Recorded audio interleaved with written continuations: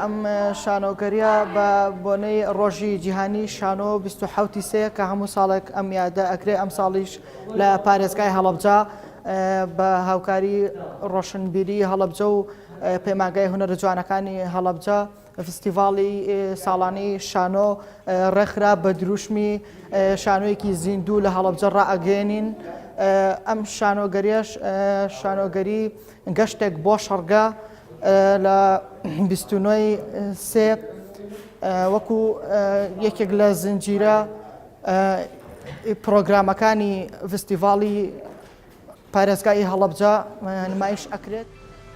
خێرا بڕات باشە کوڕە تۆ ئازانیون یەکەم جارە جەنگی پیاوا بینم ئەگەر ئەو جەنگانە بوو بەسەر سواری ئەسپەوە تۆ ناتوێت باوەڕ ناشتوێت تێبگەیت. بەسەرین بە فستیڤاڵێکە لە ناویە چەند سیمینارێکەیە لەگەڵ نمایشکردنی چەند ئیشێکی شانۆیی منیش وەکو خوێندکارێکی پەیمانگا ئەمڕۆ بەشداریم کردووە لە ئیشێکی شانۆیی کە ڕۆڵی دایکێک ئەبینم و زۆر پێ خۆشحاڵیشم کە بۆ یەکەم جار فستیڤاڵ ئەکرێت لە هەڵەبجەیە بۆ 27 سێ من وەکو ئەکتەرێکیان بەشدار بم. گرنگترین شت ئەوەیە سنگت دەربڕێنی و هەناسە لە خۆت ببڕی دەی خێرا چی بوو؟ تەواو نەبوو.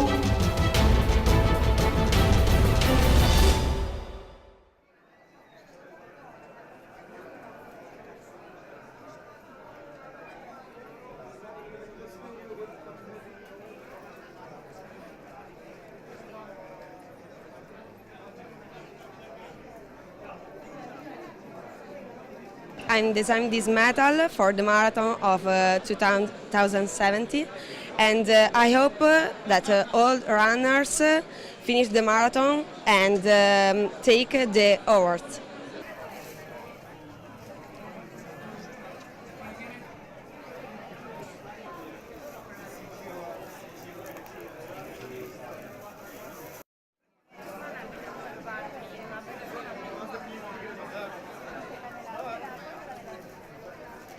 I'm really excited about tomorrow because I love Rome and I love the city and I love to run through the city and it's all nice people and it's very fun to run here, so I'm really excited. I did some training for it, so I'm ready.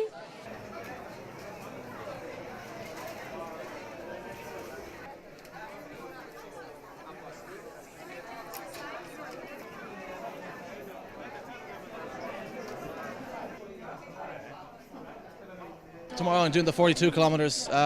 Feeling good, but I had a bit of an injury about a month ago, so my training was kind of stopped a little bit, but I'm still feeling good. I feel lucky. I think there'll be a bit of adrenaline and the 10-15,000 people will help, I think. Looking forward to it. Hopefully it's not too sunny.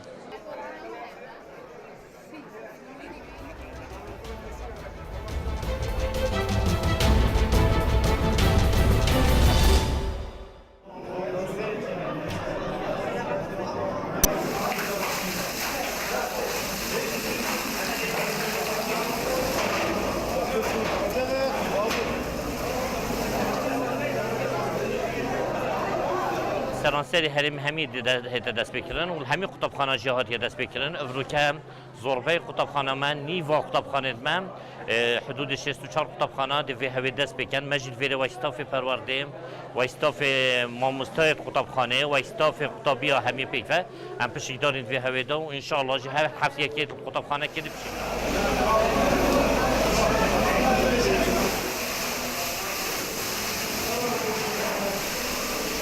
پێنگۆڤە بۆشە تێتەتەڵێتن شێوەیەکی گشتی ڕەوشەمبیلیەک بوو پۆقژی پێدەکردن نەمەسەلە پۆقشکردنەوە قوتابخانەیەکی یان کۆڵۆنێکی دەبێتن ئەم هەمە بە زۆر بکەین ڕەوشەمبیلیەک و پۆقژی دە خەلکی خۆ پەیدا بکەم شێوەیەکی گشتی ماجی نفسی هەر قوتابخانەیەکی ماجی ڤیۆ قوتابخانەمەوە پۆقش بیتن و ماجی مامۆستا و تەڵەبەمە سوزەک ئەم قوتابخانە خۆ پۆقشکەین وەکی هەر قوتابخانەیەکی و پۆقژی شتێکی جوانە.